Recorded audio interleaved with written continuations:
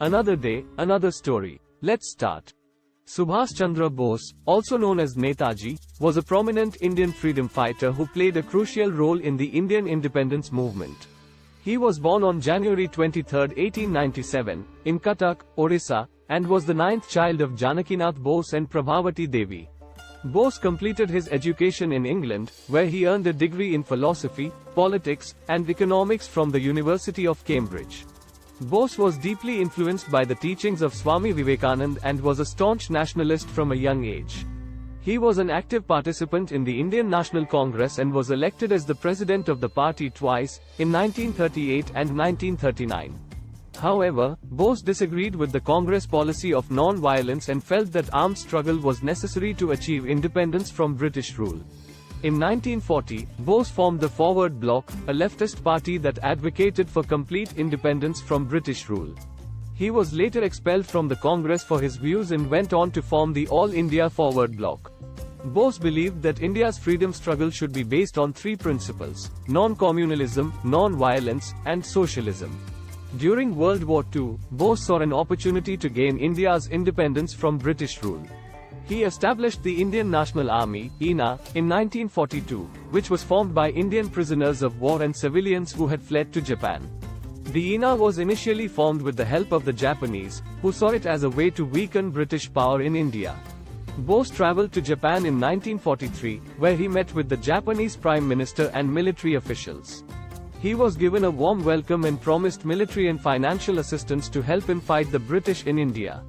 Bose formed the Azad Hind government in exile, which was recognized by Germany, Japan, and Italy.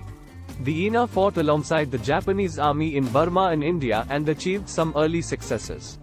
However, the defeat of the Japanese and the Allied victory in World War II ultimately led to the INA's downfall. Bose died in a plane crash in 1945, which is still a subject of controversy, with some believing that he may have survived and gone into hiding. Bose's legacy continues to inspire people in India and around the world. He is considered a hero for his contributions to the Indian independence movement and is celebrated for his commitment to the ideals of nationalism, socialism, and democracy.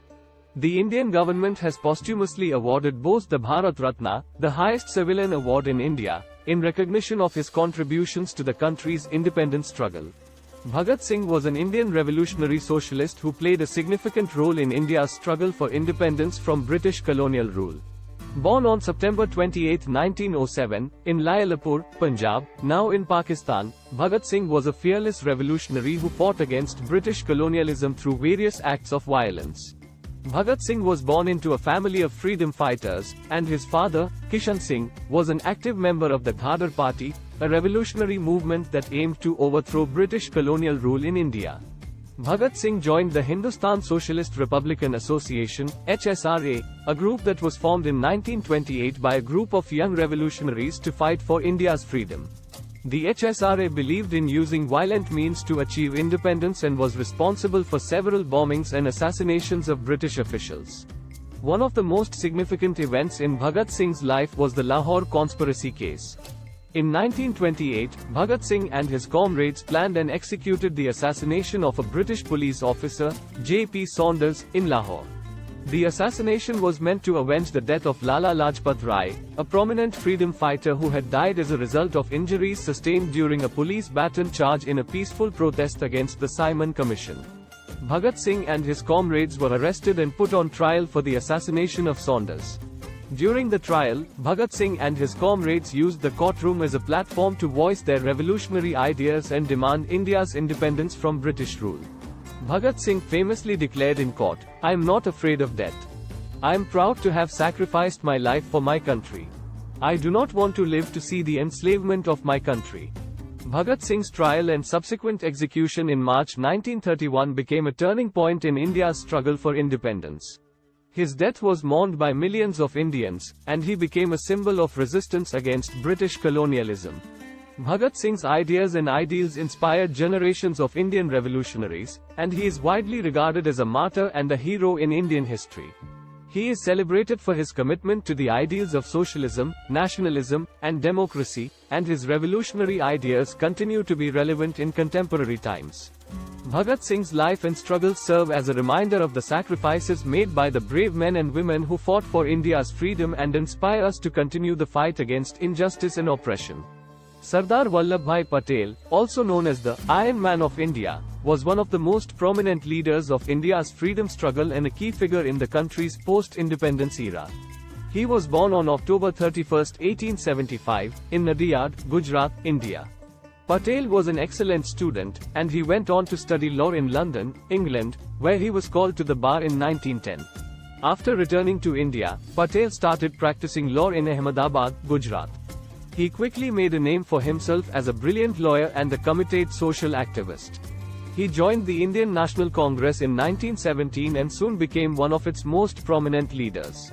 He was a key figure in the non-cooperation movement launched by Mahatma Gandhi in 1920, which aimed to boycott British goods and institutions and to demand self-rule for India.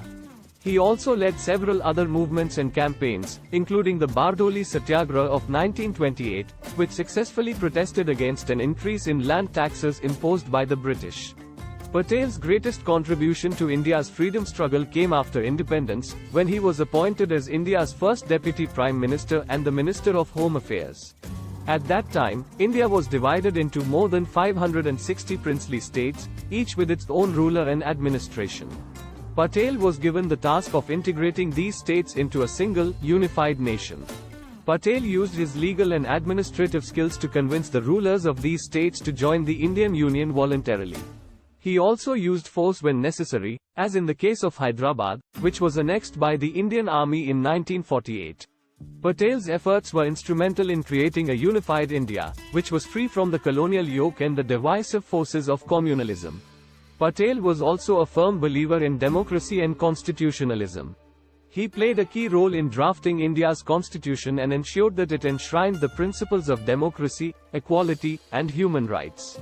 He was also a staunch opponent of sectarianism and worked tirelessly to ensure that India remained a secular and pluralistic country. Patel's legacy continues to inspire people in India and around the world. His contributions to India's freedom struggle and nation building will always be remembered and cherished. Thanks for watching. Please subscribe UNKNOWN bot.